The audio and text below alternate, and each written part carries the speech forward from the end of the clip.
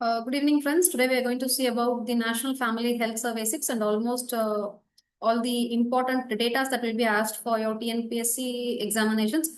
And you have to note that these data are very important for justifying your answer in UPSC mains aspects. Okay, so that will cover the key data and facts regarding the National Family Health Survey 6. So the Union Ministry of Health will be releasing this National Family of Health Survey. So it is the sixth edition, and then you also have to take note that International Institute of Population Sciences, a science which is being located in Mumbai, is the nodal agency, and that is the agency which conducts the survey. So first round was conducted during the year 1992 to 93, and you have to note here this sixth version or the sixth survey is the first survey conducted after the COVID-19. So this gains very much importance now. So let's see about the coverage and methodology it has. So National Family Health Survey 6 covers almost all the states and union territories except Manipur, which we have to take a note. And then what are all the aspects that is covering is fertility rate, contraception, maternal and child health, nutrition,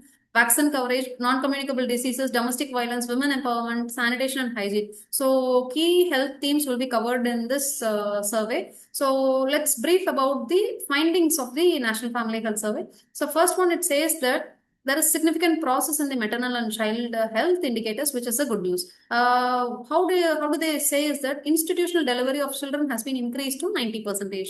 And then one more thing to worry is that the percentage of C-sections or cesarean has been increased both in private and government care facilities. And then you have to say that maternal nutrition, that is the mothers consuming the folic acid, iron folic acid supplement during the pregnancy also rose from 44% to 54%.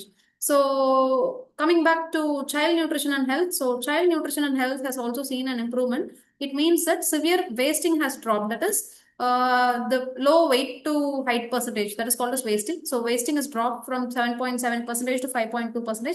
Underweight children, underweight for their age, that is also declined marginally from 32% to 31%. And then stunting also declined under 5 years of age. Stunting is the low height for their age. So under 5 stunting has also declined from 35.5% to 29.3%. And another thing you have to take into account is that breastfeeding was around 95.6% for infants around within the 6 months of birth during this health survey. And then you have to take note that vaccine coverage was increased for the children from 83.8% to 87%. So you have to note here is around 96% of the children received most vaccination through public health facilities. There is no private here. So almost all the 95% of children have utilized the public health facilities for vaccines. Okay, so next one is total fertility rate. That is, we say that total replacement level is 2.1.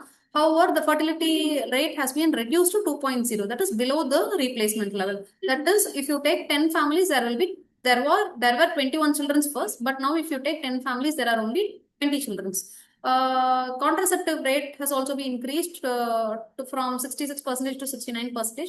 The menstrual hygiene has also been extended and increased. However, there are two worrying facts. One is the rise in the non-communicable diseases like obesity, especially urban women, and even for men also there is an increase in obesity. And then one more worrying factor is that the rise in diabetes among both men and women. So here we need to know that non-communicable disease and diabetes should be the cause of concern for the ministries of health, so that they have to make policies such that they reduce it during the next survey, and however maintain the progress or even increase the progress of the goods that has been seen in National Family Health Survey. So these are all very important theme for your exam preparations. So for further reading, you can visit the PIB websites. So you will get more insight on it. Okay, thank you.